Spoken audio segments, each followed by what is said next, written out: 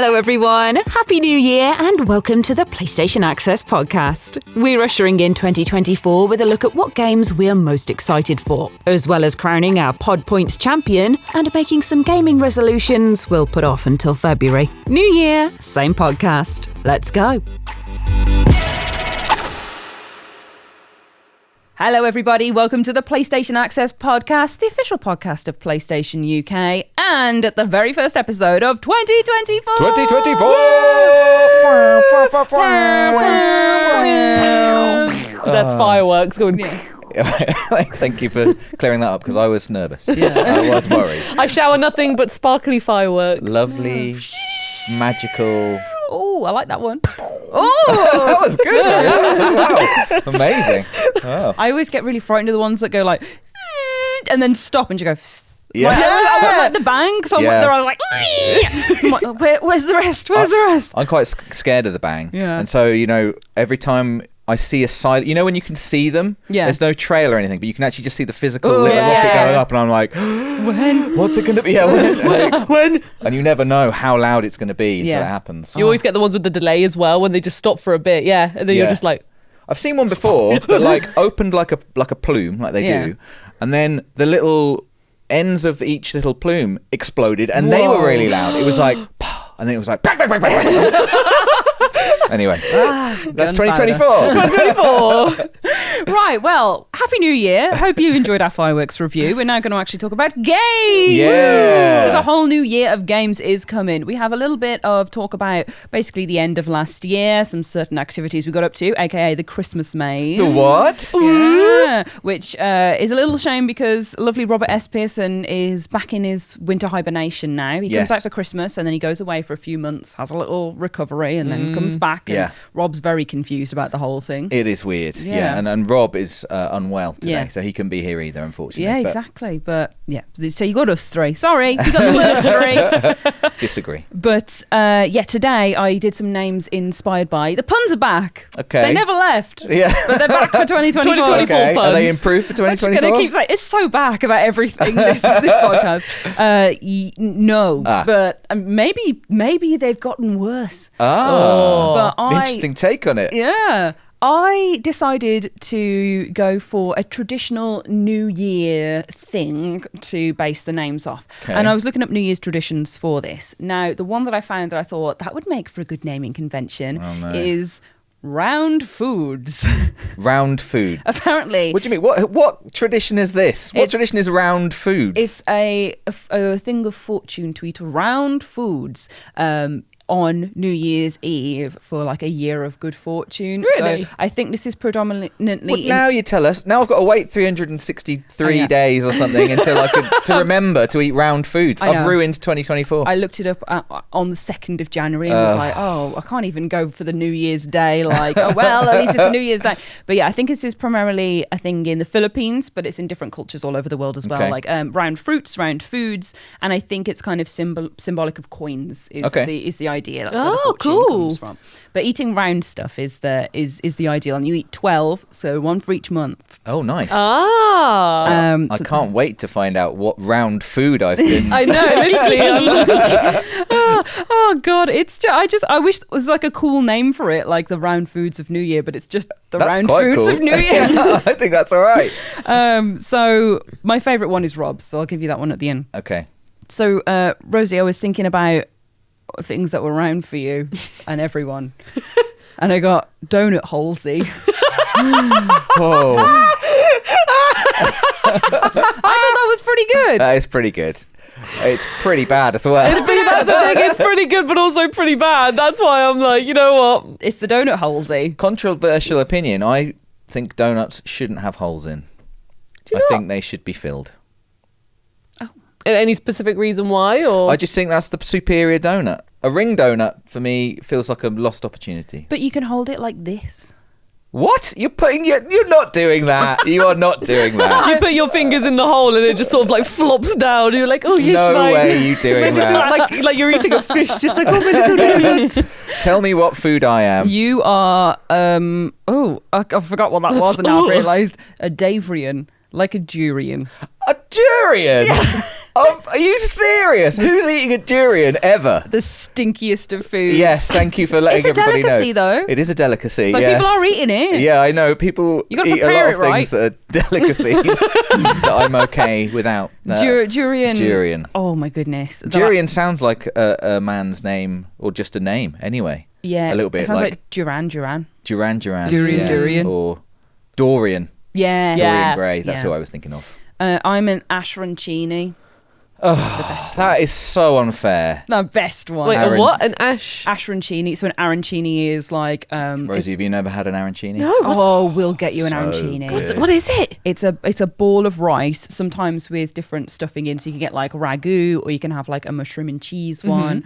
But it's like an Italian dish where it's a ball of rice and then it's deep fried with all the stuff in it. This So it's does like- sound right up my street. It's more, crunchy, more lovely like ball. risotto though. Like Yeah. usually it's cooked. The rice is already in like a little Ooh. creamy, saucy, Yeah. deliciously cheesy. That sounds right Oh, up my they're so street. good. Oh yeah, no. Yeah. Unlike ashrancini, who's Ashrancini. Delicious and salty. Yes, that's me. And stinky. no one like that. And sweet. Sweet. That's the team. And disgusting. Grub fruit. That's what his name was going to be. what is that based on a real fruit? A grapefruit. A grape- Oh, fruit. okay. Yeah. A grub fruit. Right. Okay, I'm actually going to get to the content of our podcast now. Because we've Yeah, well, spoken- thanks for joining us. Oh, we've had fireworks, grub fruits. Yeah, we've had a little time away from each other, so I feel like it's going to be a bit chaotic. Me and Dave have already been arguing before this about loads, so About a hand clap. yeah. I don't even want to talk about it. Anyway, this podcast, we are going to be having a main feature, which is our New Year preview, looking at what's to come, what we're excited for, as well as a little catch up from coming back from Christmas. We're going to have comments of the week, which are community highlights from the hashtag Pod Squad. Pod Squad. We are then going to go to Before We Go, which is some coverage outside of gaming to prove we are real life flesh people. Honest, we are. We are. We are here. We are. And we can make them into ragu and put them in an arancini. Oh, don't do that. No, Yeah, I you didn't could. like that. You could. No. With flesh. Ugh. So before we get there, we've got to ask the first and only question that can be asked on this podcast. You may say it with me. What's new?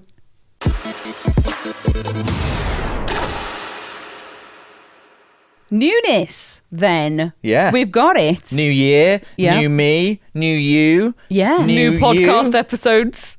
new Yeah. listeners, maybe. Hopefully. Hello. Hopefully. Hi, Hello. new listeners. Welcome. Returning listeners. Oh, our favourites. hi. Hello. Yeah. But Hello. you new listeners, make sure you become returning listeners. Yeah, all it takes is one more episode. That's it. And you've And then- returned. yeah. You've returned. That's it. Thanks. Right, so I thought for talking about what's new, we need to talk about the Christmas maze because it has happened. So we're going to have 5 minutes on this. If you haven't seen it yet, go and spend 10 to 11 hours watching it. And Yes, then come back. And then then continue come the back. Small podcast. task, small task. That counts you as a returning listener as well. Yeah. So. But yeah, the Christmas Maze, our Christmas series on the YouTube channel, and oh my goodness, it was so good this year. Oh, it's I'm so so good. glad we can talk about it now. I know, yeah. We filmed it so early as well. Yeah, we did. Well, we have to because it's such a lot of work. And Yeah. I think I've read loads of lovely comments saying how much people have enjoyed it this year. I mean, we get loads of lovely comments on all the Christmas mazes. What? I've I'll never do heard of that I've show. never heard What? of the other thing you nearly said. But this year especially, I feel like people were saying that and saying like, thank you for all the hard work, which I was glad about because it is loads of hard work. Admittedly, this year, not for me. This year, I just got to play the games and I Yep. didn't really do any of the other work and it was amazing. But Ash and Rosie and Rob and Emily and Dan and Chloe and Secret Boss? Secret Boss. You look so pained. I'm just like, Memory. I'm trying to, because I'll miss people out. And Chris and Lucy and Chris Mikey. and loads of people. It's been like more than ever. Did we say Alex? Oh, Alex. Yeah, Yeah, he'll and be- he he'll was be there. upset. Oh yeah, Alex did a lot of safe prepping from what like we Yeah. saw in the amount of times I saw like his PSN name pop up and like he was prepping the saves. I was like, wow, Alex, well done. You Yeah, must have oh done my this God. a lot. I know that like and they play tested like the Resident Evil 4 Yeah. game loads. Like it was so much work, so Yeah. much work for everybody else other than me. And I really think it paid off. It was so good. I loved watching it this year more than ever. Like really, really enjoyed it. I don't know about you guys. Hated it, yeah. Did you? No, I thought it was great, obviously. Do you have favourite moments? I mean, I've got my personal favourite episode was probably the Resident Evil one. Yeah. I just thought that was such a brilliant, Stop the clock! Stop the clock! Like, it was just such a brilliant challenge in terms of putting it together and the props that were made from lovely Chloe and her family. Like, it was just, the time felt like a good, challenging time. And it was just so much fun to be a part of. The suitcase, the briefcase as well, putting things in there was fantastic. It genuinely broke me when you guys kept stuff in balloons in. I couldn't. It's the way that, like, looking back on the footage, it's like you see it, just that one more balloon go in, and then that was it. They all just remembered the shape of a balloon, and then they all just jumped out. I was very backseat gamer, but in that I was like, I think you've done it. I think you just shut the lid. Which I found annoying watching me back, but then also them just like pathetically popping out and like being back to zero. Yeah, just like, and then we got like 4 in there. It was like, if only we just caught a bit more in the case, just eat them up. Yeah. But that was my favourite episode, but my personal favourite moment for me had to be the laser room in episode 8. Oh my God, she was so good. That was like a childhood dream come true for me. Yeah, like, watching you hoik your little leggings up as well. Like, like your tracksuits or your leggings were out and you were like, right, let's go. Right, let's go. Well, that's the thing. Our tracksuits, they've got the floppy leg bottom parts. So, if that hit, they were very sensitive lasers. Yeah. So if that hit one of them, then that's it. It could have been fault of the tracksuit. I couldn't have that for the team. That was genuinely super impressive. Oh, honestly, and I hope this isn't offensive to Ash or I, but if we had roles reversed somehow, I think we would have failed that challenge. I don't think we're getting through there. No, I agree. Yeah, I absolutely agree. Rosie You've got massive DMs on. Yeah, and I would have kept them on. And yeah, exactly. I wouldn't have thought to do anything with my tracksuit at all. Not that I could do much with it. So I was going to say it is what it is. Dave removes tracksuit. Hey, do you want to win or do you want to win? So I think that was one of the times where we got really lucky with who we picked to do. Yeah. Well, not lucky. We heard the scenario. We made. It was our a tough choice. one though, because we all like a puzzle and things like that. But like, I know you're the puzzle king, and I know that Ash, you love a good riddle as well. So I think I do just. And then I just puzzle slid king, in. puzzle enjoyer. I think puzzle monarchs will be fine. Puzzle monarchs, and then I just sort of slithered in, like, I like a little puzzle here and there. Slithered in. Yes. Hello. The jester is here. Oh yes, I'll go through this laser room. So that's like my personal favourite moment. But what about you guys? What was your favourite episode and moment? Oh God, I don't know. I mean, my personal favourite moment, just because it was so shocking, was turning around to see Rob. Yes. In the blue tracksuit. Oh yes. Because, I mean, you can see my reaction in the episode that I was caught so off guard, like so completely off guard. I never expected that, and it was like, we're the blue tracksuit wearers, do you know what I mean? And it's like we're a team and we're against him, kind of. I don't really understand the dynamic. We're kind of against him, and he was suddenly in our team, and then in the episode he was being really nice to me. Yeah, it was so weird. It was a multiverse, remember? It was a multiverse. He was being so nice to you. It wasn't actually Rob, it was nice Rob from the nice universe. From the nice universe. Where we've all been bonded by teamwork, unlike this one. Yeah, exactly. Which I think that's my favourite moment, just personally, like experiencing it. That would be the bit for me. The biggest pop, like the most shock for me, was seeing Dan walk in the tracksuit. Oh my gosh. Behind the scenes info, we all went for a big brekkie beforehand, which you can see on the community tab. We all went for breakfast and had a message from Chloe saying, Dan's really hurt himself. He's thrown his back out. He's having to lie down in the room with the lights off. Like, he's really, and we were so like heartbroken and worried because we were worried about Dan's back. Yeah. And then he came in a tracksuit. I know, yeah. I was like, you emotional. Yeah. You've tugged on my heartstrings and now you're here to destroy us? Yeah. How dare thee? It's so true. Like, genuinely, for me as well. Yeah. more shocking than seeing Holly, more shocking than Ben Starr being back. Yeah. It was like, it was the fact that Dan was alive and well. I Like, knew it was going to be a day of surprises, but that for me was like almost a betrayal. Yeah. It was like, we believed you. Yeah, exactly. I was worried we about were so you. worried about Dan's back. and it was So a lie. worried. It was a lampoon. Also, Robert S. Pearson going, "Let off." Also, Yeah, really made me laugh. Oh my goodness. Oh, that was like such a small one. Like, I don't think it's something that anybody else has even pulled out, but just for me, it really made me laugh and has done since. Yeah. I think all of them were amazing episodes. Having Ben Starr in, obviously, I was going to say Benjamin M. Starr with you specifically, Dave, when he was trying to rip you and Rob apart, and like, you know, when he tried to make you against us, being like, why haven't they let you play the game or anything like that? It was so fun to rewatch.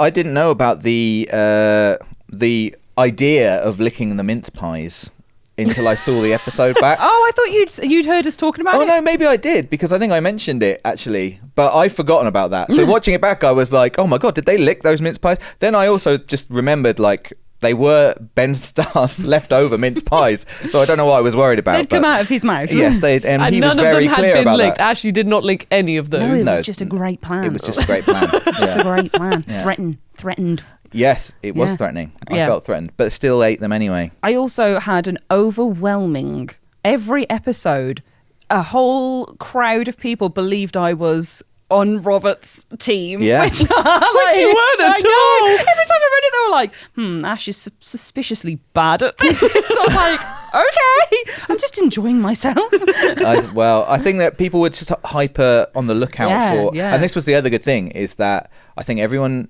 felt it was a slightly different year, and there was going to be something, and there was the cracks at the end of the videos, which I thought were amazing.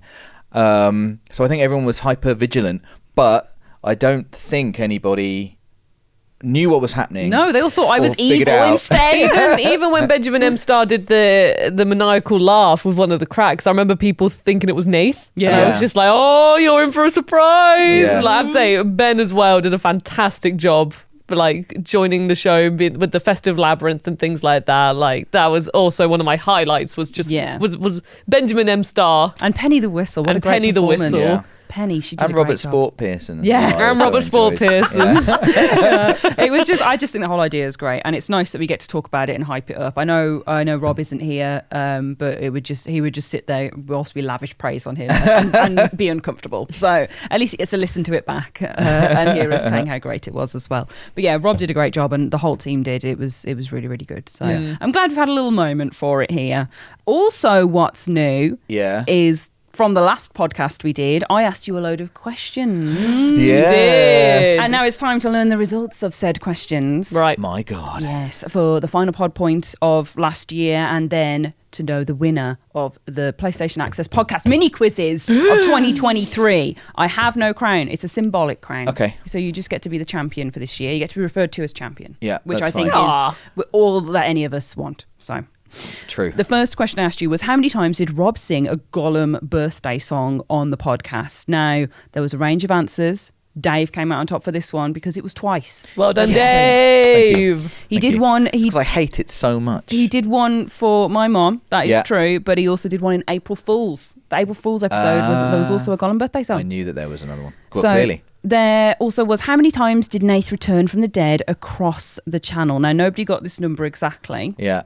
but Dave got closest. Come on! Yes! It's actually 9 times across the channel that me and Alex counted up, and Dave, you said 8. So Right. Well there was one more. And you done. did say you forgot the Halloween one. So Oh, yeah. that was so maybe you remembered all of them, My God. except one. I'm starting to believe. He's so clever. We've then got, how many times did Rosie have an open mouth thumbnail? Too many times. My screen, it's just like, because we listed every instance of it so we could refer back to if we missed any. There's 26 times. Oh my God. 26 There's 26 times. Rosie like, I think I really lowballed. Okay, yes. that's it. 2024 is the era of shut mouth. There's a thumbnail. Oh, Rosie. The cameras are rolling at all times. Just so you know. Oh, she covered it. Let me use it. My mouth's ever open. I'm like, So Rob actually got closest with that one with 16. Wow, So you all lowballed. You all lowballed Rosie and the open mouth saga. We then got how many times did Dave play a horror game he didn't want to play on the channel? Rosie, you got this bang on. It was 8. Woo! I got 1. 8 horror games. 8 horror games. Now, this is the number that me and Alex counted. So that's what matters. Whether it's right or wrong, I think I should be consulted. There were other games, that I was scared probably, and you didn't realise. Yeah. I've got how many times did Ash bark in a video?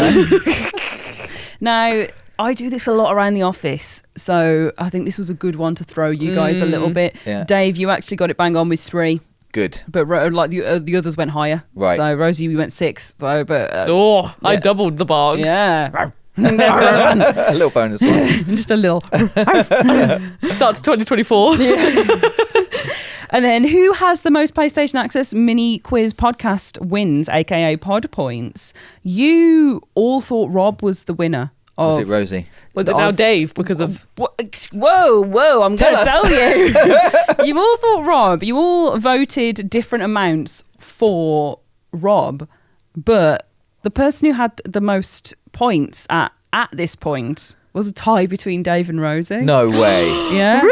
What? Yeah. You totally forgot that you had a major winning streak at the start of the podcast. I had no idea. And Rosie was picking up points. I thought I was definitely third place. No, Rob was third place. My God. And the winner was Rob by suggesting 4 as the points, because you all got Rob wrong, but Rob suggested 4, so he got a little point for that, which means overall, even though you guys were drawing at that moment, Dave got the most answers right. Dave! Woo! Well in done! the mini quiz roundup, so My you God. have absolutely pipped it to the post. Wow. Well done! In the final You know what? moment. Oh, that was quite Yeah, that was quite. I had to move away from the mic and be like, You did well. Wow. So what did we say? That we just have to refer to me as champion? Yeah, you may be referred Champion. to as champion. That's nice. I may be. I That's also may nice. not be. So, wow. I never expected this. speech. This is speech, like one of the speech. best gifts you could have given me. The start of the year, I thought I was out. I thought I was down and out. No. But I came back. It turned out I was never down and out. You're always a massive winner. So I was always within my grasp. There's a lovely message to believe in yourself Yes, and very count your true. wins That's very true. in it. Yeah. So And count your wins. Count my wins. count your win. What? Count them up right now. So for this year, pod points are back on the table Okay. as sporadically as they go. Yeah. And we'll see if anybody can beat you next year, if we get a different win, or if you double your points to 2. Oh, wow. Imagine. It's all to play for. It's always 52 divided by 2, 26. There's 26 opportunities maths. for a quiz to happen. Yes. So that doesn't mean there's going to be 26 quizzes, but there's 26 opportunities for pod points. Yeah. So we'll see. We'll Yeah. see, won't we? Ash is going to spring one up on us, isn't she? This Yeah. episode, she's going to be like, and this leads on to my surprise podcast quiz. We've I got feel- too much to talk about. I wish I could put one in. I feel like Ash is like going to go power mad. Yeah. As if she hasn't already. And it'll be like just points for just things I liked. Rosie, point for you. That's good. I started doing that because I rewatched some of the episodes and I'd started doing that already Really? previously and then had to stop because I was like, I can't count all these up. So I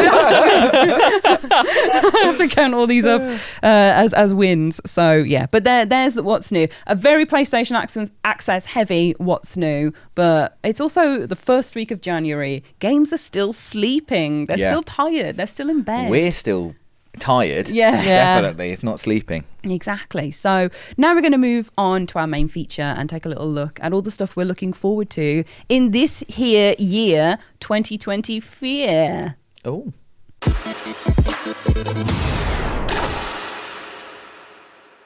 We're going to look forward to the future in this segment. And the first question I have for you that I want to ask Okay. to channel this energy of looking ahead. Mm. What's your New Year's resolution surrounding gaming specifically? Game specifically. Yeah. I knew this question was coming. Yeah. Which made me really think about having one this year. Ooh, Because okay. I think previously, in my actual my personal New Year's resolutions and my gaming New Year's resolutions, I've been a little bit flaky, I think, a little bit wishy-washy. But this one I really mean. I've thought about it. I really mean it. I want to play more co-op games in 2024, and I want to do a co-op campaign of something with someone. Yeah. You know, like go through a whole story with somebody. I'm still playing It Takes Two with my girlfriend, like incredibly slowly, clearly. You can count that as a win if you get to the end of it, but like, I've done my resolution. Yeah, exactly. But I want to play something. There's so many great co-op games out there, co-op experiences. Yeah, definitely. And I always talk about it, and I work with other people whose job it is to play games. I'm like, we should be playing some co-op games. So that's my genuine 2024. That's a really good one. Gaming resolution, because I love co-op games as well. They're like some of my favorite, like more than multiplayer. I like specifically co-op and working together. And there's loads of cool ways, that games have figured out to make that interesting and fun and new and different. And that's mine. That's mine. Good. That's a wholesome one. Thank you. I like that. Yeah. I like that too. That's a really good Congratulations. one. Thank you. Yeah. Point for Dave. Point for Dave! You don't get to do that. Right, sorry. Yeah. It already sticks in my craw to go, champion. Yeah. I was gonna say, you don't get to do that, champion. Yeah. I've made this rod for my own back. Rosie, what about you? One for me is I really want to this year spend more time playing like shorter length games. So not necessarily like the 25 plus hour games and things like that. Because I feel like 2023, we had a lot of those games. And I just picked up, I did We Love Katamari and Royal Reverie, and that's a shorter game. And I was like, this feels so refreshing and nice just to, finish a game in that compact time. And even last year as well, I did a Devil May Cry 5 special edition, or the version on PS5. And just playing the campaign and things like that, it was just really nice to play a shorter game, and it was so refreshing. And I thought, I want to have more shorter experiences, I think, this year. So hopefully that's going to be my goal for this year. So I mean, at the moment I'm still playing Baldur's Gate 3. I'm nearly 30 hours into that, I think, but I have been jumping in here and there with the shorter experiences, which has just been really nice, and I want to do more of those. And it just gives you more room as well for more experiences and things like that, which is always good. More variety of games. So I think that's what I think I'm going to aim for. I think that's a really good one too. I'm also going to do that. More games. Yeah. To be fair, when you talk about co-op, I was like, I really want to play online with friends and stuff like that again more, because I did that a bit during lockdown, and I was like, God, I missed that. Yeah. Just, It's a really good way to stay in touch with people. Yeah. I'm not good at staying in touch with people in any format, like email, WhatsApp. Email. Personally, just seeing people. So, and games are a great way to do that. Yeah. And you can just be hanging out and not, it doesn't, you can just be hanging out. You don't have to be talking about anything or catching up, or it's just shall we play this game? And you can just be talking about the game, but still it feels like you're spending time with your friend, which I appreciate. It freaks me out. Co-op. Really? In general? Yeah, well, I played loads of co-op games with my dad, and I've played loads of I try and play co-op games a lot more with my boyfriend, and I definitely enjoy that. But I don't know, I think hanging out with people one-on-one really stresses me out, because Really? I always feel like I've got to be this best version of myself, because there's nobody else to bounce off. I'd love to meet this best version of yourself. So you're just bouncing off yourself. Yeah. Oh, that was really funny. I know, I'm so great. I just get really awkward. It's like when I meet new people, I'm trying really hard to be like, hey, what's up? How's it going? Let me ask you loads of questions. And when I run dry, I'm like, Oh, yeah. Oh, everyone's like that, yeah. I think. But I feel like that one-on-one, even people I've known for years and years and years, I'll be like, so... Yeah. Well, I do also understand this, to be fair. It's not like I'm up for playing co-op with anybody. Yeah. I'm not just anyone want to play some co-op games? There are some, I wouldn't ask everybody this. And it does need to be people who... I can be comfortable being completely silent around for 30 seconds. Do you know what I mean? Where we can just be playing the game and not saying anything. Yeah. That's the level of comfort. I don't need to be having a great conversation and we're playing the game. Yeah. Dave's so fun. This is what I mean. I feel I always feel the pressure of someone coming away and being like, wow, Ash was really boring. She didn't do anything. And I'm like, never. I don't want to. I would simply rather be on my own. But you must be, you can be that person, the boring Ash around some people though, right? Yeah. Definitely. I feel like obviously you guys are all my good friends. So I can just be normal and my friends friends I've had for years, growing up with, my family, my boyfriend, all of that, like they definitely get that person. I think it's just, and it's something I've grown a lot more comfortable with as I've gotten older. But there was definitely a while where I just couldn't make friends because I was like, I would meet up with people and have like a nice time in a group and kind of flit around. But I just really struggled making like meaningful friendships because I just couldn't. I don't know. I felt really weird going one-on-one and making connections, and I didn't want to chase anyone afterwards. I was like, oh, well, if they'll talk to me, and they never talk to me, so they're not interested. Yeah. Like I was such a like self-flagellating horror throughout the past 28 years of my life. Yeah. But I feel like I'm at a point now where I've definitely gotten over that a lot, and maybe I should say more co-op games as well. You should light of that as well. Although after everything you've just said, I think that I'm exactly the same, and. I don't think I've gotten over it. I think it is tough. I have to be so comfortable with people to be able to be around them one-on-one. That is very true. Yeah. I feel like it takes it used to take me like a 2-year minimum. So working with people was great because I'd work with them and see them every day and then I'd make friends. And I think it's gone down to like a year and then it's gone to like a few months now where I'm like, I still get nervous going to see my best friend. Yeah. For like the first bit.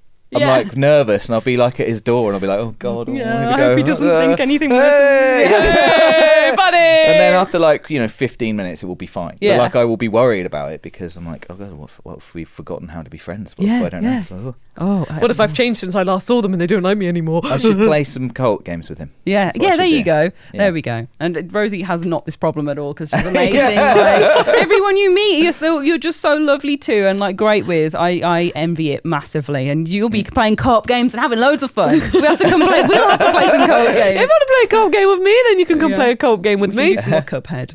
We do need to do some more Cuphead at lunchtime, which is me watching Rosie beat bosses and going yay. And then I say, Ash, Ash, I can die now, so you do it. And you're like, no. You should live. You should finish. You're so nearly there. Ash, do you want to pick up the controller? Or no, it's fine. What's yours, Ash? I think mine is kind of it's very similar to yours, where I want to play more indie games. Yeah, I think I play a lot of indie games, but last year I got very set on like finishing big things and putting a lot of effort into that. But I really liked when I would just go through the store and download random games. Like I would just go into the horror section, download a load of random stuff and give it a go and see if it was any good.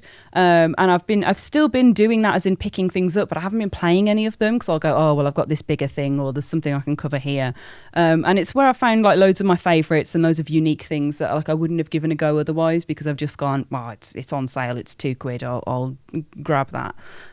So I want to go through a load of those and basically find some hidden gems and champion some smaller games a bit more, because doing the Halloween streams and like Killer Frequency didn't feel small to me, but like loads of people hadn't heard of it, and obviously stay out of the house and all that sort of stuff. I was like, oh my God, like I can do this. Yeah, I love really want to this. play Killer Frequency, and also Frog Detective, which got mentioned in an Access video, and I'm like, I really want to play Frog Detective. This sounds like a great game. Colo talking about Frog Detective for the Access controller, I was like, I'm sold. I'm sold. He's a frog and he's a detective. That's all I need to know. What should we call it? Yeah. So that's probably mine, where it's very similar, where it's smaller stuff or less big budget stuff. Like Dredge was my game of last year. One off. My Until game it wasn't. for most of the year. And that was such a small studio and such an amazing effort from those guys. You know, I want to find those and enjoy those again and share those again. So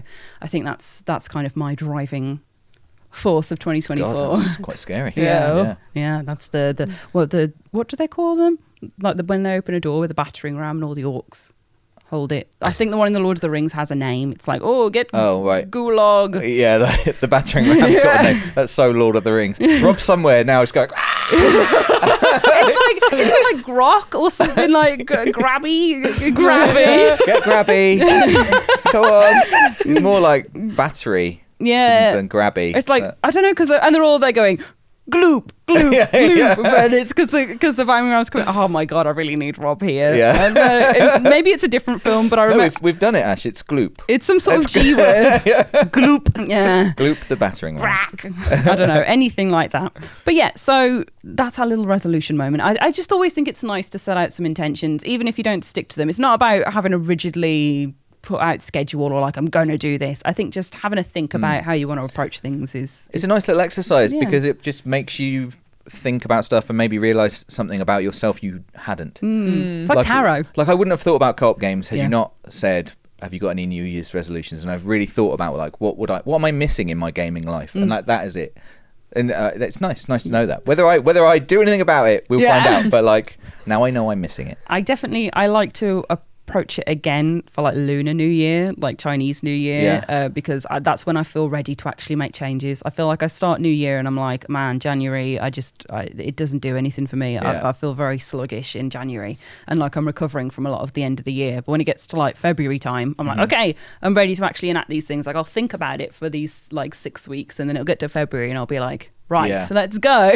So What is deepest, darkest weather? And, Yeah. you know, Yeah. it's like, especially if someone has a New Year's resolution that's like exercise, which a lot of people will, I'm sure. Yeah. And it's like I'm ready in February. You tried to do that, and it's like, oh my god, it's dark and wet and cold. Yeah. And like I don't want to go anywhere, like let alone do some exercise. do you know what the It's storm we've crazy. got at the moment is called? I know it begins with H. Yeah. What's it? It's called Hink. Hank. Which I love. I think it's such a cute name because it's like Hank but with an E. Hank. Hey Hank. Hink. Yeah. Oh, I just think it's such a sweet name. I just like, I'm going to start calling Toasty Hank now. I've never heard this word before. Yeah. Like, I'd love to be the person who gets to name the storms. That would be so Is it a good. name? Yeah, Yeah, it's a person's name. It's a person's name because I was looking into this with Sam because we were both going Hink, which is just, again, a great name. It just sounds so nice to say. And I think they've named the storms this year off of people who have been like doing like good work. They've been doing good work. Well done, Hank, wherever you Well are. done. So I love that there's a real Hank out there who's Yeah. like got their storm. They're like, oh, Hank. But on from storms and resolutions. Yes. There's games. There better be. Oh boy, there's games. There better be. There's lots of them. Yeah. And I've asked you to come to me with some games you're excited for. I come to you with some games I'm excited for. I keep getting really close to this microphone. It's good. It's good Yeah. for the sound. I'm not used to being near one after some weeks off. So yeah, I would love to know what you're excited for this year and why. I'll go. Because everyone's going to know that I'm excited for this, so I'll just say it, and I'll live up to my reputation. Star Wars Outlaws. First of all, it's a new Star Wars IP. Obviously, I love Star Wars. It's a new Star Wars IP. That's a tick in the box for me. It's set between Tick. Empire and Return of the Jedi. Tick. Like, probably my favourite Star Wars period. That's a big tick for me. Tick. The protagonist has no force powers that we are aware of. Tick. I love real people in the world, Yeah. and is in fact an outlaw. So isn't necessarily good, isn't necessarily bad. They're just living their life, getting by. Tick.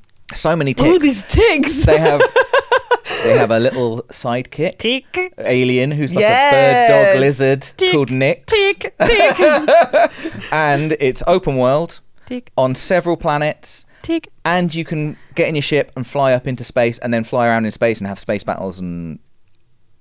Tick. I ran out of steam there, but I was waiting for the tick. It's like, it's honestly pretty much exactly the sort of Star Wars game I think I want. Like, if I could just choose exactly what genre and like what it looks like when it's set, who it's involving, everything, I think that's just for me. It looks so good. And one of the things I really loved, a big thing about Star Wars, I guess, for me is like the tone. The original movies had such this, like, for me, a distinct tone, and I feel like I can recognise when someone's nailed it, and I think that they nailed it in they revealed some gameplay late-ish last year, about 10 minutes of gameplay, and it starts with Kay Vess, that's your character, Kay Vess, with Nix, and she's in this kind of I think it's like a Pike hideout, like a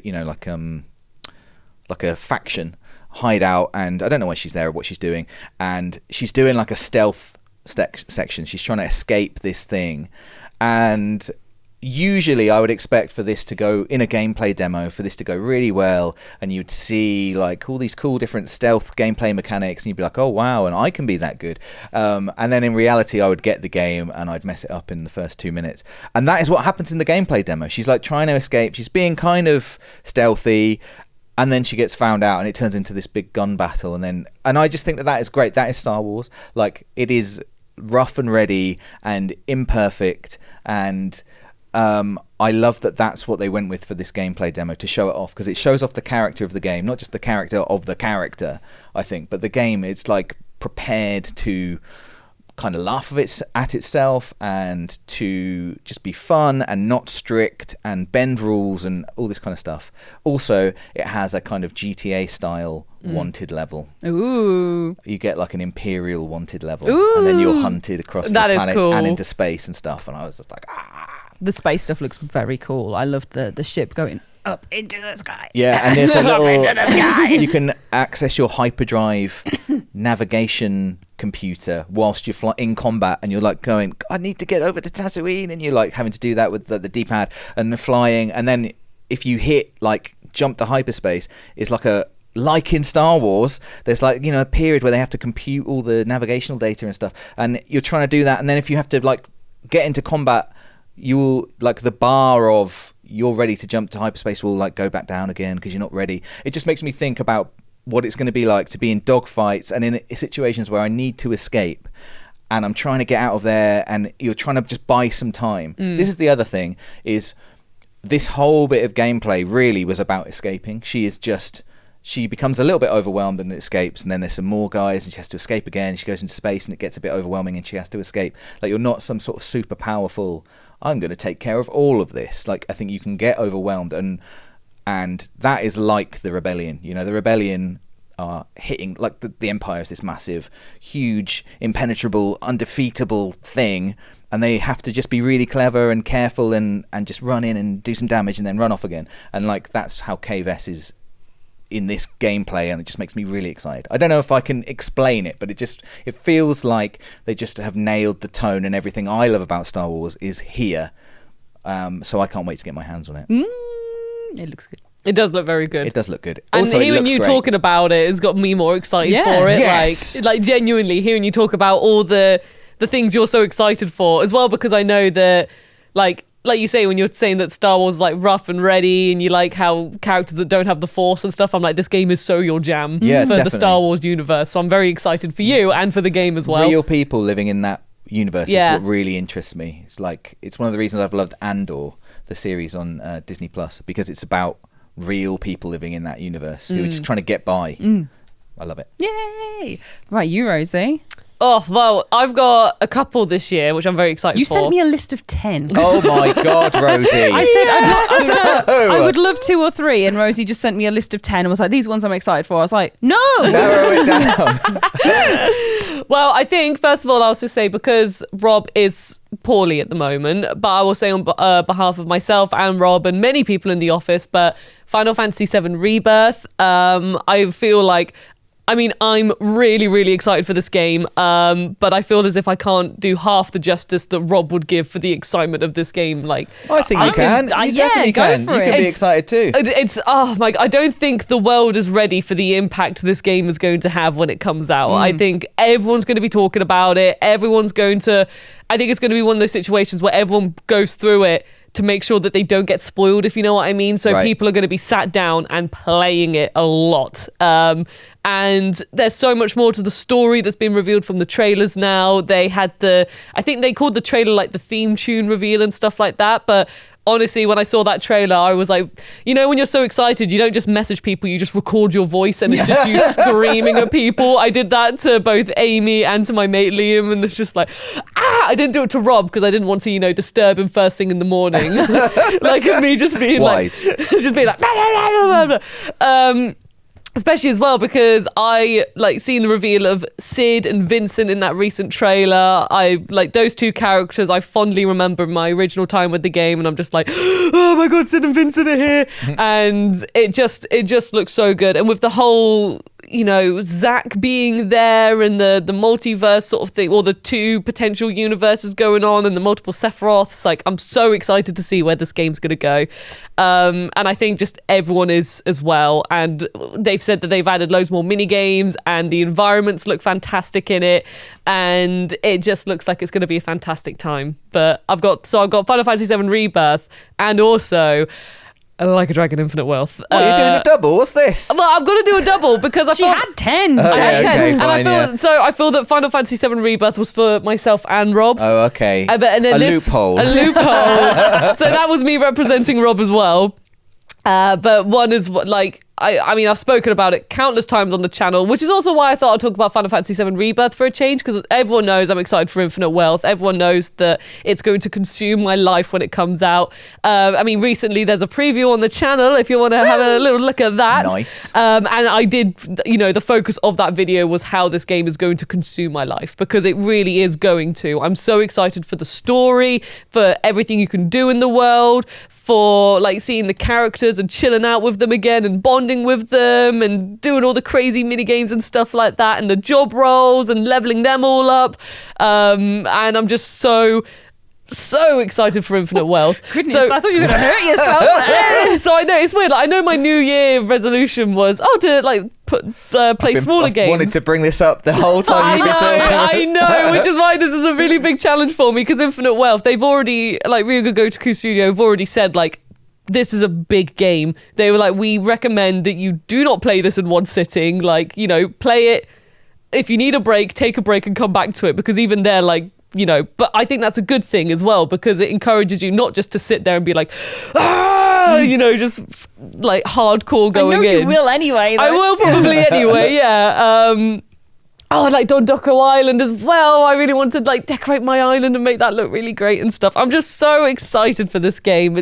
I'm literally, as soon as January hit, I was like, it's Infinite Wealth month. Yeah. Infinite Wealth month. Well, this is the thing. Now, you should do the Lunar New Year resolution. Just be like, save it for yeah. February. That's right, like, yeah. have Infinite Wealth month, and then you'll be like, and now I'll look at some smaller games. Yeah. The thing is though, because the developer themselves have said, we recommend you take breaks, that does work then with my, smaller games goal as well, because then I can, I'll just, like I did when I was grinding for the platinum for Like a Dragon, I played Bug Snacks, and I platinumed that in between. So that was a good example of like, you're still playing it, this hours and hours and hours and hours and life consuming game, but it's free to chuck in just a little break. It's free. Yeah. And then you can go back into it.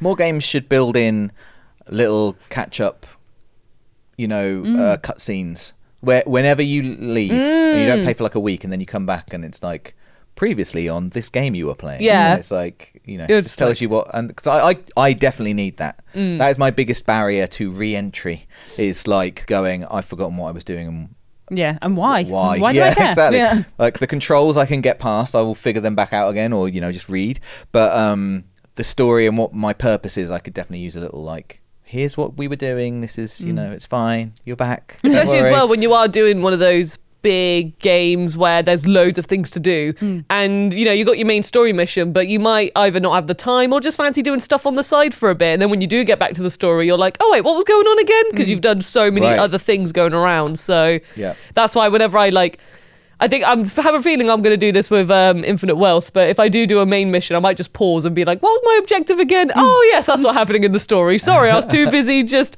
going to Dondoko Island and making it look all pretty and cleaning it up and stuff. So I don't think I've been this excited for a game for so long with Infinite Wealth. I feel like I've spoken a lot. No, but that's what Infinite this is Wealth, for. Infinite Wealth is probably that, and Infinite Wealth and Final Fantasy VII Rebirth. They're the two for me, which I'm like, No, I think that's very fair. They're very big hitters. Like, they are looking good. And Looking they're the good. First half of the year as well. So the excitement is ready and bubbling.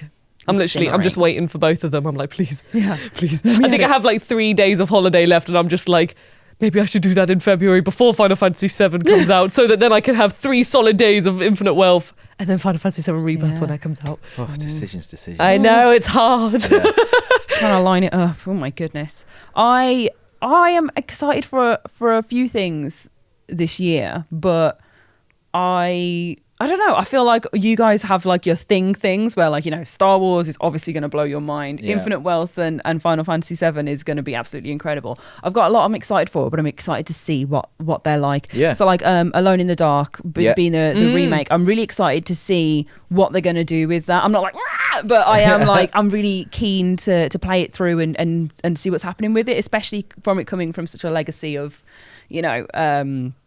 survival horror Yeah. grandeur. Definitely. Previously, I'm really interested to see how they do that. But Also with Jodie Comer and David Harbour. David Harbour. Like Yeah. those are massive names. Yes, And likenesses. Like Yeah. to have the likenesses as well. That's really cool. I do love Mr. Harbour. Yes. Harbour. Yes. I think he's incredible. I love watching him in everything. So Yeah. I think in this it's going to be really fun to spend some proper time with him. He's always the disgruntled like cop guy, Yeah. isn't he? And he always does it so well. I didn't watch to the end of this film, but I put on end of watch the other day, and he appeared as a disgruntled cop in that as well. And I was like, hello. I didn't know if but on any police film you would be in it. Oh, I'd like that to be my thing. I'd so- like to be typecast. Yeah. What would you be typecast as? I want to be just disgruntled cop. Just You'd be disgruntled afraid, cop. man. Yeah, I have been typecast. That's the thing. Just not as the thing I'd like to be typecast as. That's it, year 2024, Dave. It's time to change that. Yeah, that's right. Yeah, Time new to me. change. New you. I'm also really interested. I want the new IP. You know what I mean? I love a fresh idea, especially in horror. I just love seeing the magic of someone go, right, this is my nightmare. You get to play through it. So, Slitterhead. So different. Slitterhead. Slitterhead. What a name! I know. That's horrible. It's by the Silent Hill got eyes. Oh, it's got this eyes. game. This game looks. I'm interested in this game. I really want to hear more about this. Yeah, sorry, my voice broke. So I am very excited for that. Slitterhead. I'm still hung up on that. Yeah, because the head do be slitting. Oh. Yeah, that's what I think. There's like one trailer or teaser, isn't there, There's a for teaser, it? that's It's it. a teaser and that's it. And like already from the teaser, Dave, you should watch it. Wait, so it's not confirmed for this year? We haven't heard anything more from it, so I always feel like until we have like a date, yeah. then it's like ooh. But I would love to see more of that. I'm already excited from the bit that we've got. Casting of Frank Stone as well. Yep. DB that's not original IP, but it's good. It's an original take on an IP that I really like, with the Dead by Daylight and Supermassive Games coming together to tell a story that kind of is the original telling of a serial killer in that world, and Still Wakes the Deep as well. As much as that looks terrifying. Yeah, as a water hater. I wanted to put Still Wakes the Deep on my list, and I looked at it, and I just like, in good conscience, I can't. First of all, I thought you probably would have it on yours, but second of all, I was like, this really does scare me. It's another one. It's probably in the perfect category of games. Of horror games that where I'm like, I'm going to battle myself. You're a horror game enjoyer. You don't like the scares, but you love the concept of horror games. I think that's fair. Yeah, I do think that's probably on the because money. I love them because there's so many puzzles in them. It's always like puzzle solving with pressure on to get out is the core gameplay loop, or like mystery, solving a mystery, finding out a beautiful story. Definitely. And like you definitely like we have very similar tastes there. It's just obviously I love the interdimensional freaks from Beyond the Void, and you're like less of those. Yeah, it's like we're exactly the same. It's like the graph, it goes along, and then we'll both scream, but then you'll like laugh afterwards and enjoy it, and I'll go, I don't want to play this anymore. But yeah, I think those are the four that really, really have my eyeballs going woo. Like that, just for audio listeners, they span around in my head a bit. They did. Yeah. This is me really excited for all those four games, looking at them all, going, I'm ready. You've got to tell your voice as well, Ash. Yeah. Oh, for the audio listeners. I'm really excited. There you go. They got it. Yeah. I did like the little. Do I get to do another? I thought we were going round. Yeah, please. Oh, okay. I'm just very like. No, that's fine. Sorry, I worried thought- I'd miss. I didn't want to just be. I'm not being typecast as just Star Wars guy. No. You know. That's Although not. that's fine. I You're am. disgruntled Yeah, cop basically, guy. Exactly. Disgruntled cop. Tell us. I couldn't you think were of the any. highlights. Couldn't think of any way to be a disgruntled cop. Like, Yeah. Man. the system's corrupt. That's it. I like this 2024 energy. I'm loving this. I'm all here for it. There's probably. I mean, there's a few more games I could pick. I'm gonna do Rise of the Ronin. Yeah. Which I think looks fantastic. It's new game from Team Ninja, but it I think is with shades of Ghost of Tsushima, the kind of combat of Sekiro. But Team Ninja are, a long historied developer. I used to love Ninja Gaiden games. Was terrible at them, but I used to love them. Neo has passed me by, but I've watched Nath love it and Alex love it. Alex is always asking us to do Neovember. Yeah, he really wants a Neovember. It's never going to happen because none of us plays it. Sorry, Alex. Dave has just confirmed. But we might be able to in the future. But Rise of the Ronin looks perfect to me. Also, I've been listening to a podcast which is kind of about Japanese history, and it's set at a really interesting time, and it just seems like it will be a really interesting time to visit. It's kind of that's the other thing. It's set in a real period of history with real historical characters. I'm really interested to see how they weave this into, a video game that is going to be it's not going to be realistic combat, I'm sure. And we've already seen, like a what do you call a little glider? Yeah, the gliding glider's around cool. and stuff. The world looks lush, but yeah, it's set in this interesting this period of Japanese history, which I think is really interesting, called the Meiji Restoration, where I think basically it was like a peaceful time, and first of all, Japan had all these samurai, and but it was peaceful time, so they didn't know what to do with them, so they put them into other jobs. So samurai,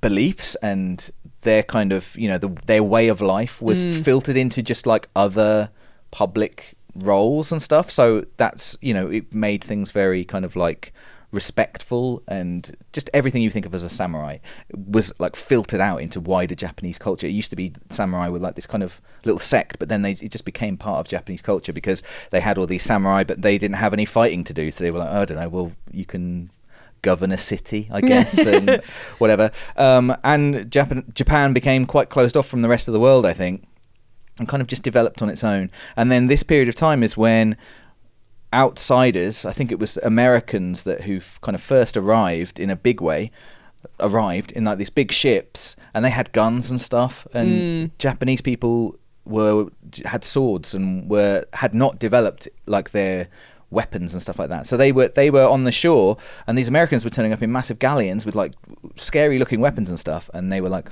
we've been left behind a little bit in terms of fighting and stuff. So it was this, they decided to open up their borders and become kind of like part of the wider world.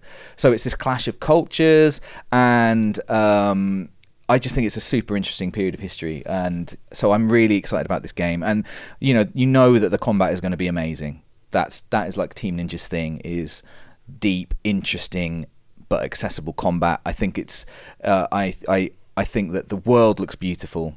It looks big, and again set like in this historically maybe not accurate but heavily inspired kind of world. It looks great, and it's not too far away. I think it's only a couple of months away now, so I'm stoked on that. And I'm also going to shout out Helldivers 2. Yeah, I was going to mention Helldivers for the co-op. Yeah, well, exactly right. Yeah. It works with my New Year's resolution. And funnily enough, Helldivers is a game that Nathan and I used to play co-op in the office quite a lot. And the original game, if anyone played it, or didn't play it, it's like a kind of a top-down squad-based shooter. You are Helldivers, so you're kind of what would you call, like, dropped onto planets to achieve little missions, and then you're picked up and you're whisked away again, and you have to dive through fire because it's hell. I do love the pod dropping business. The pod dropping beats. Like seeing them in the trailers where they're like, it's time to drop, boys, Semper Fi, step on their thing, and then they're in their pod like ding ding ding ding ding ding. Exactly. That's how I imagine it anyway.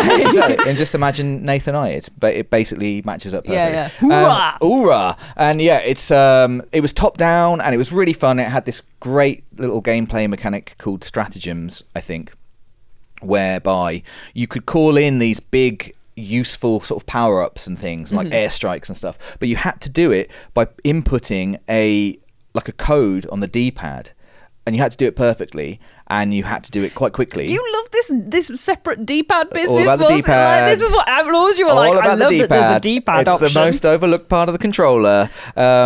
And you'd be in fighting, and it's hectic, and you're running around trying to shoot, and it's like a twin stick kind of shootery vibe, but also trying to input like a thing. If I could just put in the code, we can get and it feels like, I imagine, like doing that, like being in war. Do you know what I mean? And you're trying to fight, but you also like, if I can just get to the thing and just radio, they can bomb and it'll be great. And it's really intense. It's really fun. Yeah. Friendly fire is on, so it's hectic, and you're arguing with your friend in a nice way. Fun arguing. Not Nathan and I, we're just arguing. And that was the original game, and now it's back. It's 4-player. It's like over the shoulder. I'm fascinated by this. I love this. Like just taking an old game and completely reimagining it. Like moving the camera is such a big deal. Yeah. You know, like Resi 2 remake. So seeing that stratagems are still in it, I don't know whether there's a D-pad system. I hope there is. But they're definitely there are these massive things that you can cool down. The beasts, the bugs, the bosses you're fighting are huge, like colossal. And I guess a lot of my love for the first game is powering my excitement for the second game, but I hope to get everyone excited about it. I think if that same vibe is there in this one, which it looks like it is, it's going to be a huge hit, I think. Yeah, the Starship Troopers energy of it is very welcome. Like, so much fun to be had, honestly. Like, it's just really fun, and like exactly the Starship Troopers of it. Yeah, like not super serious, just super fun and like kind of just exciting and action. You know, just action for the fun of it. I think it will be great. Yeah. I'm going to have to round off this section soon, Rosie, but I don't want to deprive you of any more options. I said 2, but I will just give the shout out as well to my third game, which was Tekken 8. Yeah. Gently. Tekken 8. I'm very excited for this. As someone who's grown up with Tekken since I first started playing video games, the main grip for Tekken for me is the story. So like I love the online multiplayer and like the actual fighting part as well. But for me, the grip with Tekken games is always the story. So I'm very excited to see where the story's going to go, how things are going to pan out, like these new characters they've introduced, what they're going to be like and stuff. So I'm very excited as well for Tekken 8. Yeah. I'm excited to watch you play Tekken 8 against Alex and win. Yeah, we've said in the office, we're going to set up like little, well, we said for fun, we might do it so that we pick a character from a hat and then that character is the one we have to try and learn how to use. So, you know, you can't have everyone being the same character they've been throughout the whole series. I mean, unless you pick it out the hat, but it encourages you to be like, I'm going to try a new character. So that I think that'll be a lot of fun as well in the office. Again, with the co-op playing together kind of vibe. Yes, competitive. yeah. So I'm really, really little as well. Like those are my 3. Yeah, so for sure. God, I feel like I didn't go into mine in detail at all. I'm just like, they look good. I think we got a good flavour of everyone. Yeah. All I can think about is Slitterhead. It's such a good name, isn't it? I want to see the teaser trailer again. Dreams. Yeah, that little shadow of the thing like on the wall. Oh my God, Dave, you'll hate it. It looks so good. Yeah. It looks so good. Right, let's move on to our comments of the week though. So we'll have a small musical interlude and then we'll get singing. Woo.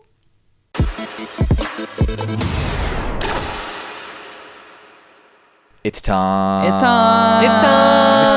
for comments of the week. Oh, the first sing of 2024. Feels good, man. Feels good. We're Lovely. back. So, comments of the week from the hashtag Pod Squad. Pod Squad? They didn't Is that say one that. of them? No. Right. That was just from me. So we've got our first one, which is from Solo Plays on the Christmas Maze, who says, hashtag Pod Squad. Pod Squad. Hello, lovely people. The big cheese question. Oh, God. The big cheese question is, do you cut away the waxy rind bits from brie? For me, it depends on the mood. Sometimes I cut it off. After all, why not? Why shouldn't I keep it? Well, I've never heard of anyone cutting it off. I feel like I just chew it. You got to chew it. Yeah. Brie, it's barely waxy, is it? It's like it's part of the cheese. If you've got, it's just. I'm not eating like a Baby Bell with the red on. No.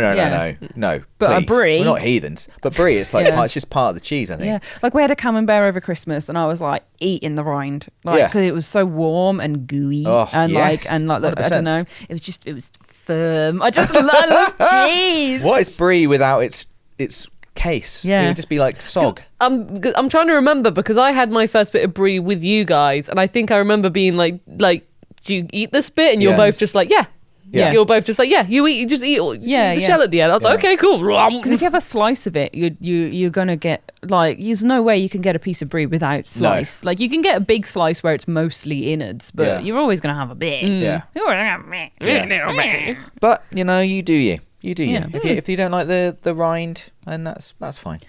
We've got a question for Dan, who we'll have to answer for him. Yeah, we can answer for him, I'm sure. So this is from Callum Duff, who says, hashtag Pod Squad. Out of curiosity, what is Dan's beard care routine? It looks amazing. Do you know, I actually can't answer that. You can't answer it? I've never discussed this with Dan. I heard he collects the tears of virgins from across the land. He combs it into his follicles at night. Is that right? Yeah. Well, we'll have to confirm or deny that next time. Yeah. I think because. But let's just say that's it. Yeah. I love It's how we that. went in like, yeah, we can answer this question for Dan. It's just like, oh no, Do you know I've- what I suspect? There'll be Dan's really annoying answer will be it's just like that. Yeah. 100%. He probably He's just like, trims I it. just trim it, I just every trim now it. and then. Yeah. Rob's got all measure of Yeah. things, beard oil, like beard oil, His comb. Yeah, he like loves a several comb. things. He loves a bit of beard care. Yeah. But Dan, I suspect I've never seen him with a single beard product Or a hair out of place, though. or a hair out of place. Yeah, and that's enough nice Dan, things the we've mystery, said the about man of Dan. mystery. Yeah. Wooter L. Oh my goodness. It wouldn't be. Oh my god, is it? Wooter that took the L. Yeah. Hashtag Pod Squad. Pod Squad. I recently replayed the Soulsborne games: Demon Souls, Dark Souls 1, 2, and 3, Elden Ring, Bloodborne, and Sekiro. Oh, Blimey, just wow. recently. Just a little. pop those. Just a few. Casually just do them all back to Got back. those done. This was to get the platinum in each one. Playing the games again in a new way provided a rewarding experience, which I missed the first time around. My question is, have you any games that you have replayed to discover a whole new experience? I love the phrasing. Have you? Have you? I have not. No, I don't know. I love this thing about games. You know, where games have branching narratives. Like I'm a bad person to ask because I generally experience games like one time and then move on.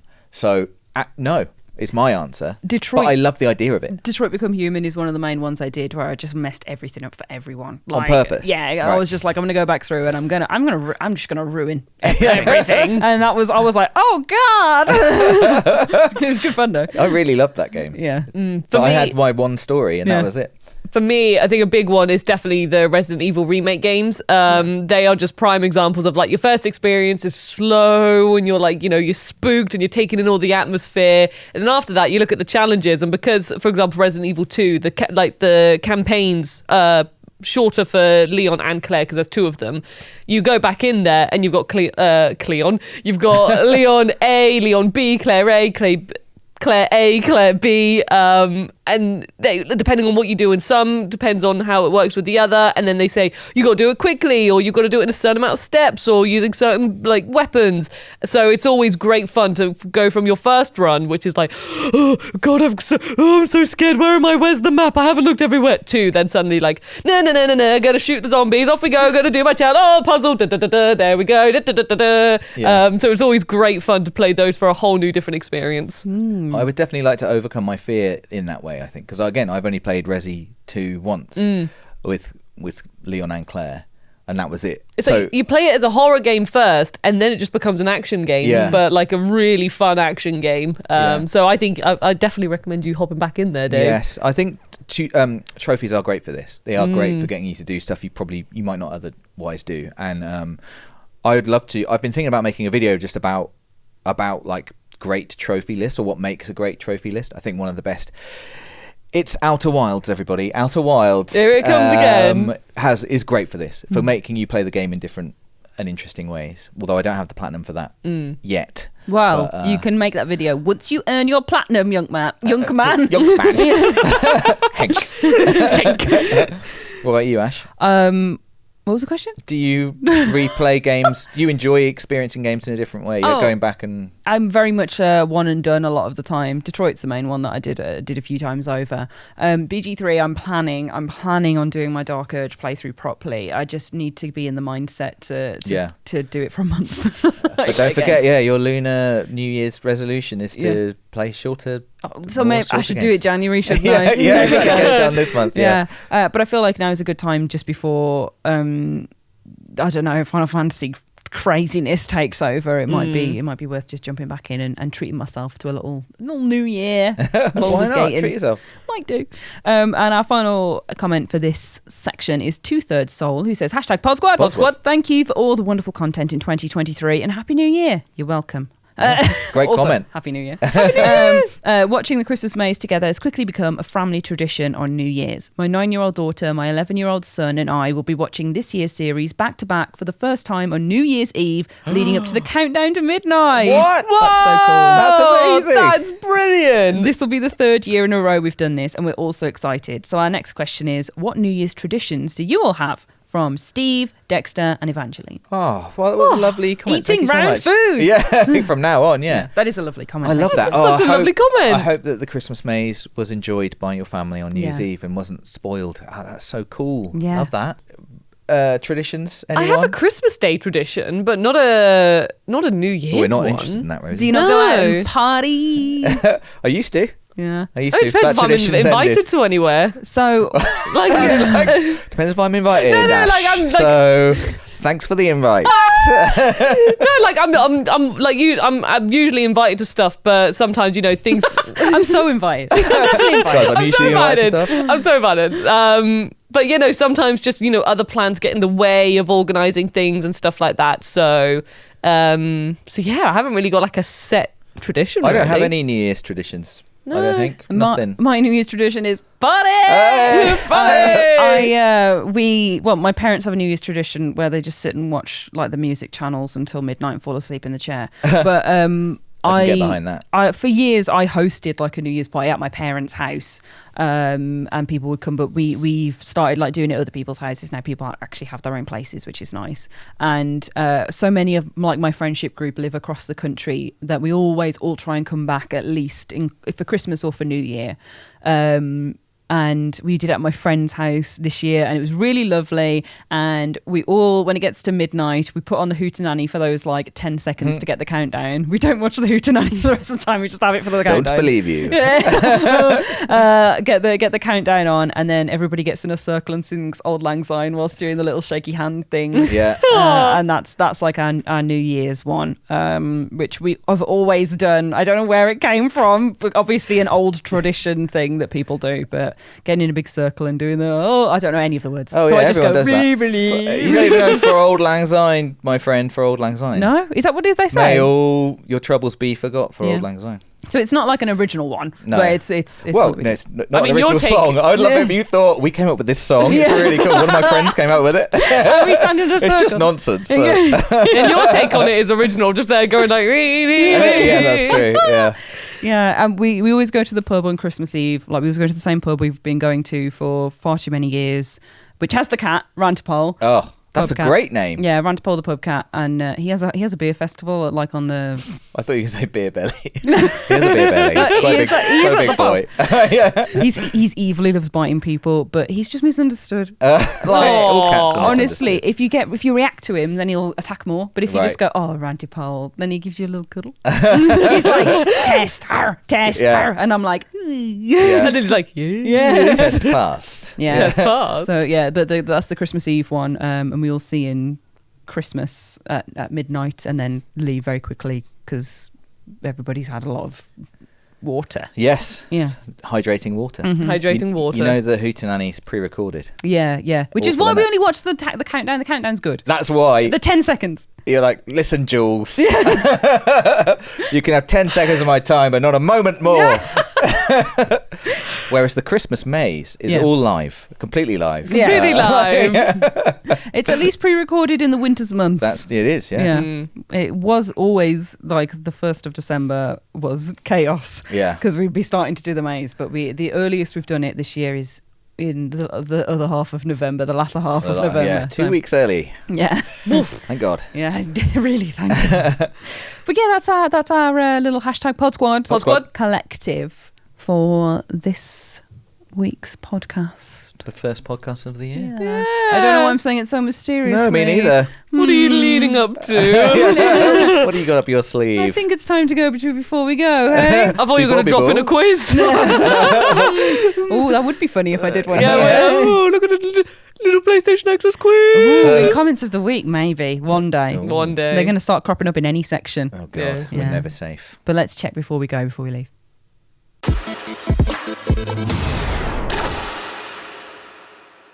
Anything interesting, guys? Anything interesting you've been up to in the void week where time doesn't exist between Christmas and New Year? We've covered it, Ash, of eating and drinking and sleeping and watching films. Yes. But I did actually go to the cinema. Ooh. Yes. You went outside. I did. I went outside. I saw 2 films in the cinema. Mm-hmm. I saw Saltburn.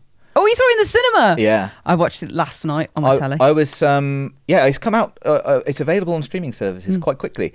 I I did it completely on a whim. Didn't know anything about it before. I was just like, I want to go to the cinema. What's on in the next 10 minutes? Saltburn was on. I watched the trailer and I thought it looked interesting. And I enjoyed it. I don't think I will say too much about it because I think if you might enjoy it. What can you say? Yes. Yeah, I really liked it. There's a lot of naked Barry in it. Big Bazza. See, I know nothing about this film, and like that's the first thing you've said. It's just like it's basically about a student who goes to Oxford University, doesn't know anybody, is a bit of an outsider, and makes friends with a kind of super posh, well-to-do guy. Okay. And goes and visits him for this summer, and it's about Saltburn is the name of their house, and it's a huge mansion in amazing. When you're posh, yeah, your house has a name. When it's got a name, and it's about this summer basically that they spend together in this mansion. And that's all I will say about that. If it's interesting to you, then you should watch it, and if it's not, then you shouldn't. But anyway, saw that. I enjoyed it. It was good.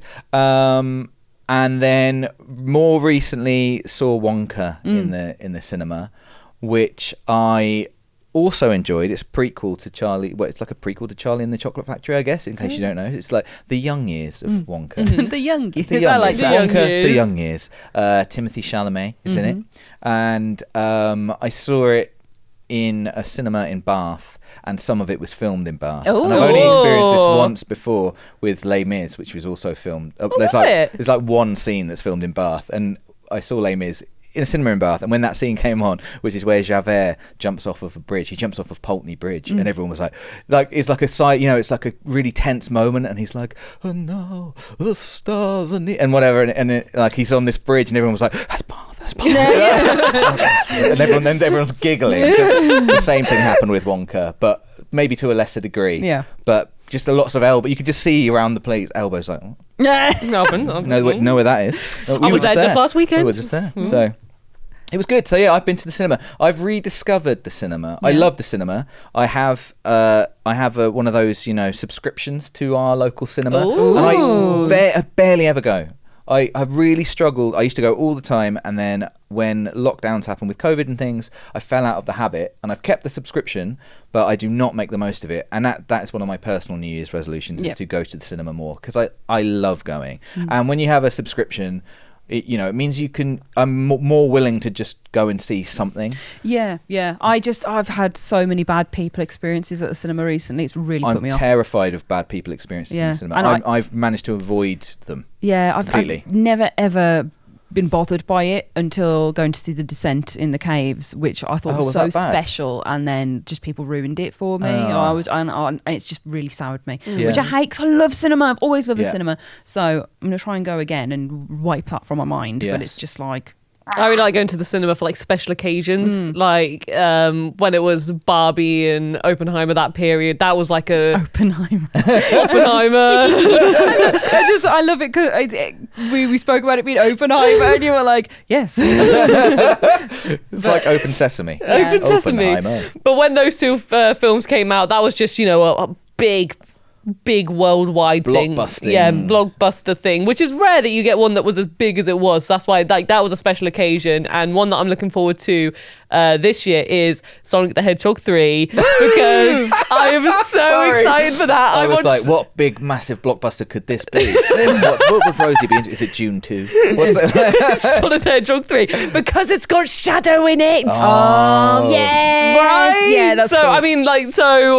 I watched Sonic 1 and 2 in the cinema for a bit of fun and a bit of laugh and stuff, and now I'm just like, I'm invested. I'm carrying on with just this going to see Sonic the Hedgehog films in the cinema, and I love it. So I'm very excited for when that comes out, and I'm definitely going to go as soon as I can and be like, yeah, Sonic the Hedgehog 3. Woo! I took myself to going to the cinema quite a few times. Like, I've done that the whole time alive, again, because I'm scared of people one-on-one. So like I love going to cinema on my own. It's great. I love going on my own as well. I haven't done it since Talk to Me, and I really wanted to go and see Godzilla -1, but too many people expressed they were interested to me, so I was like, oh, okay, I'll wait. Okay, fine. And then nobody's gone with me, so now it's like, I have to wait for it to come out again. I'm gonna start just going by myself, I think. It's hard being an adult, isn't it? Yeah, you try and save up for a nice little meet-up, and then by the time we actually get to meet up with people who are interested in it, it's 3 months later and it's gone out of the cinema. It's gone out of the cinema. Yeah. Well, Anyway. So there. Speaking of getting out of the cinemas, get out of this podcast. So, Happy New Year, everybody. Happy New Year. Happy New Year. Lovely, lovely, lovely to be here again. And I'm looking forward to doing more podcasts this year. My Yeah. New Year resolution is more podcast, which Well. is going to happen anyway. So, Tick in a box. Yeah. Tick.